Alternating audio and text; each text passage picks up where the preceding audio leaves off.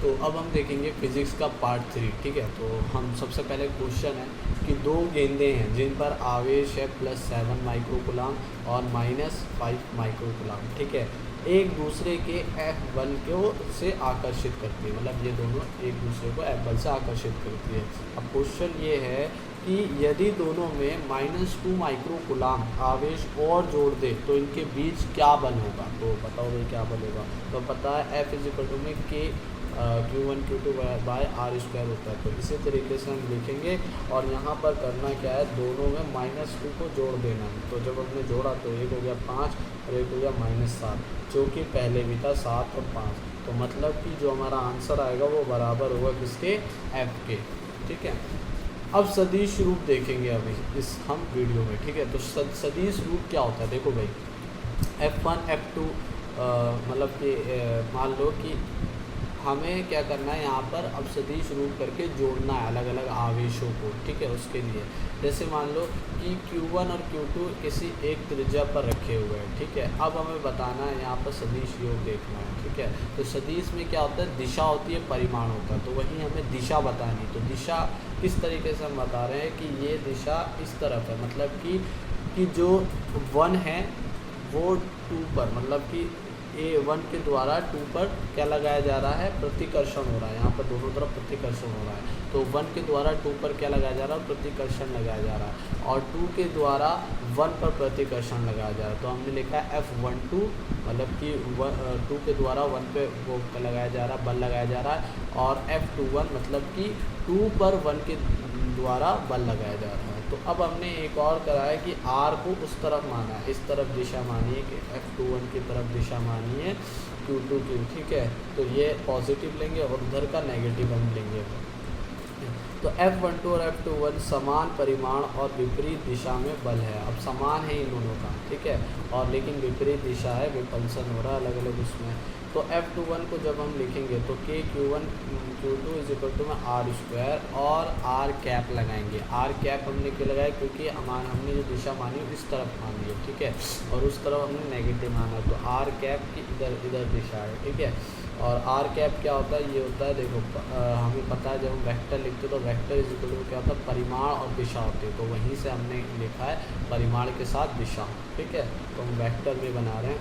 तो अब हम इसके जगह जो हमारा दिशा है उसकी जगह हम ये भी लिख सकते हैं R वेक्टर बटे में क्या, परिमाण। ठीक है, तो इस तरीके से हमने मॉड और लगा के हमने परिमाण लिख रखा है। अब हम क्या कर सकते हैं, यहाँ पर इसको R जो R² है हमारा, और उस वाले क्या हो जाएगा, परिमाण से मल्टीप्लाई होकर हो जाएगा R³ R3 बन जाएगा, और हमारा वेक्टर आ जाएगा। तो ये हमने लिख दिया है सदिश रूप में, किसको, हमने ये वाले बल को, अपने F21 वाले को। अब F12 किस तरीके से लिखेंगे, वो उस तरफ है, तो उसमें केवल और केवल नेगेटिव का साइन हो जाएगा, और वही सब चीज़ें रहेगी इसमें भी। ठीक है, हमें यहाँ पर पता ये लगा कि जो हमारा F12 है वो नेगेटिव के साइड है, वो हमारा पॉजिटिव है। तो ये हमें एक चीज़ पता लगी, और ये पता लगा कि ये दोनों के परिमाण बराबर है, बस क्या अलग है, इनकी दिशा अलग है। ठीक है, तो अब यहाँ पर अगर इन्हें प्लस करेंगे तो क्या आएगा, हमारा 0 आएगा परिमाण। ठीक है, इनके दोनों बराबर हैं।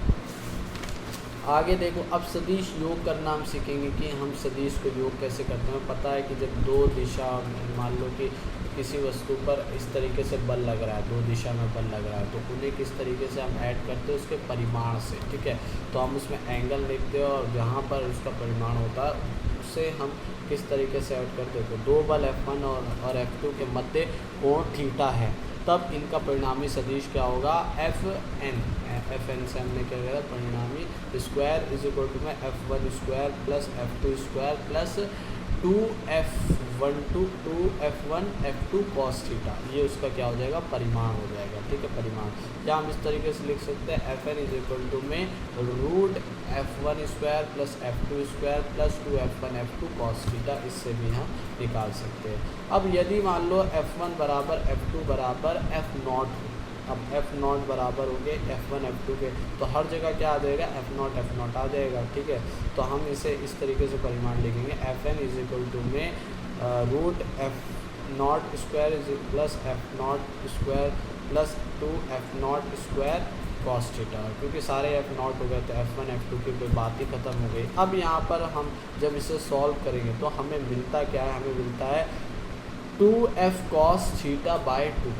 तो ये हमें मिलता है, मतलब कि कॉस जो थीटा है उसका दो वो क्या हो जाएगा, आधा हो जाएगा, मतलब बाय 2 हो जाएगा 2f not cos theta by 2। ठीक है, f परिमाण हमें ये मिलता है। अब यहाँ पर हम अलग अलग इसमें कॉस की वैल्यू रखकर क्या करेंगे, अलग अलग थीटा रखकर क्या करेंगे, हम वैल्यूज़ निकालेंगे किसकी, परिमाण की। जैसे कि सबसे पहले ये टेबल है, ठीक है, इस टेबल को याद करना, SP सब की टेबल है ये, ठीक है। तो सबसे पहले हमने 0 डिग्री पर रखा है ना, तो 0 डिग्री जब कॉस करेंगे तो 0 हो जाएगा। कॉस 0 क्या होता है, कॉस 0 1 होता है, तो क्या हो जाएगी, वैल्यू आ जाएगी Fn की जो वैल्यू आएगी परिमाण की, वो आ जाएगी 2f। ठीक है, 2f नॉट आ जाएगी।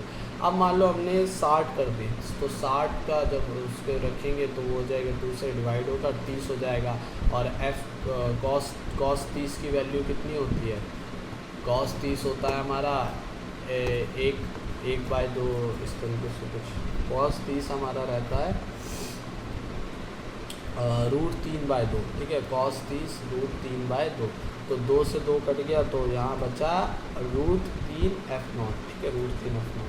अब जब कॉस 90 हमने रखा तो ये आधा हो जाएगा और बन जाएगा 45। कॉस 45 की वैल्यू कितनी होती है, 1/2 है ना, सॉरी 1/√2। ठीक है, तो 1/√2 करा। अब √2 से ये जब 2 कटा तो √2 बचा, ठीक है उधर, तो यहाँ पर आएगा √2f0। ठीक है, जब हमने 120 डिग्री रखा तो 2 से कट जाएगा तो बचेगा 60। तो कॉस 60 कितना होता है, कॉस 60 होता है हमारा 1/2। तो 2 से 2 कट गया तो बचा कितना, f0 बचा।